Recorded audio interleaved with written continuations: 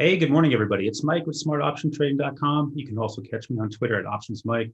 Hope everybody's doing well as we come into the busiest earnings week of the quarter. This is the week when the markets will figure out where they're at. So we'll start off by just looking at the S&P 500 here. And if you look at the chart, you can see we've kind of gone into a two-week digestion mode in this tight channel, roughly from 411 through the 418 area on the S&P 500, as we wait just one of the biggest earnings week of the year.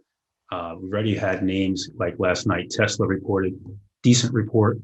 Profitability remains elusive for them on their vehicles themselves. They're making their money off of Bitcoin and selling carbon credits. So a little bit of a worry there, and that's why Tesla's down. But overall, the market is sitting here going sideways, come a long way. Market's had a long move since last March. It refuses to correct at this point. We're in a consolidation mode, but as long as we hold these upper levels, the market looks like it wants to go higher. So let's switch focus to the Qs. And I really want to talk to you mostly about this today. On the QQQs, we have a little bit of a different pattern. Whereas in the SPY, we have an upper level flag. We have a cup and handle pattern here. You can see that I've outlined that for you. And we're starting to break to the upside with big earnings. So if you look what's coming down the pike, tonight you got AMD, you have Microsoft, you have Google tonight. Tomorrow night you have Alphabet, you have Facebook, you have all the FAANG names other than Netflix reporting this week. Twitter's mixed in there. You have just a ton of big names that are capable of moving the Qs.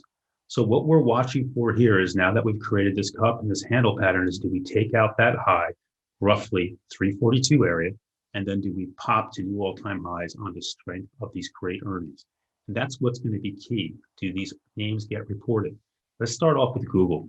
Okay. Again, nobody knows what they're going to do, right? Google here is one I'm a little worried about. Why? I think Google's a fabulous company. Their last report was outstanding, great guidance.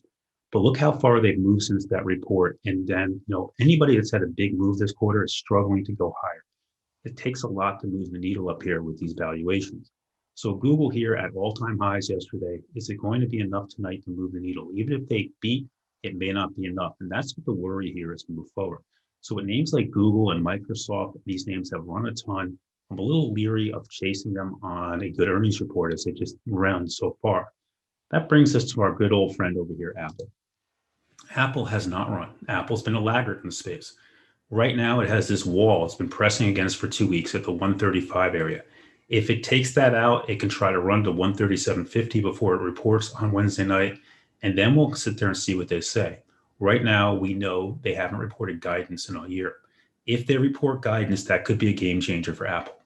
The other thing that's going on is they just rolled out their new iOS, and that is going to change the way companies can get advertising information off of Apple phones. This is huge. This impacts people like Facebook greatly as we move forward, and this could be a boon for Apple. So see what they have to say about some of these. This could be a great one to watch. I like Apple. It's been laggard. You also have a cup and handle formation on this one. See if this can break out, because this one, because it's been lagging all year, this one can run to all-time highs on a good report with good guidance. That's it for this week. Catch you next week. Hope everybody's doing well. This is Mike with smartoptiontrading.com.